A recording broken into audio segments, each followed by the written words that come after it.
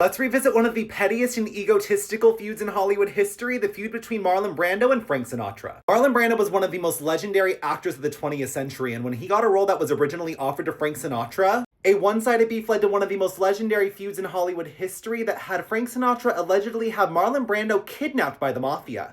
There is a lot to unpack here, so before we do, I just wanted to say my name is John Joseph, and I am your mom and grandma's favorite influencer, so if you want more videos about your favorite old Hollywood stars like the one you're seeing right now, be sure to hit that follow button. You see, when it was announced that Samuel Golden Productions was going to be doing a movie musical adaptation of Guys and Dolls, which had been a huge hit on Broadway, every big star wanted a piece of the action. Marilyn Monroe was said to have wanted the part of Miss Adelaide, and every leading man from Kirk Douglas, Cary Grant, Gene Kelly, and even Frank Sinatra all wanted the lead role of Sky Masterson. And although they were said to have offered the role of Sky Masterson to Frank Sinatra, they also offered the role to Marlon Brando. And at first, because Marlon Brando wasn't much of a singer, he ended up turning the role down. And I guess it wasn't until Cary Grant ended up calling Marlon Brando to let him know that he had recommended Marlon for the role of Sky Masterson. He told him that he should take the role because he knew that he didn't like Frank Sinatra and that it would really piss off Frank Sinatra if he said yes. And while we'll never know if this phone call actually happened, what we do know is that Frank Sinatra was very pissed off when Marlon Brando said yes to the role of Sky Masterson, and once the production began, so did the drama. Like I said, Marlon wasn't much of a singer, which is why I think Frank Sinatra was so pissed off about this casting decision. I think he felt like he was a better option vocally for the lead role. So to get back at Marlon Brando for taking the part that he wanted, he started calling him Mumbles on set, alluding to his lack of vocal experience. And that's when Marlon Brando decided to get back at Frank Sinatra the pettiest way an actor could,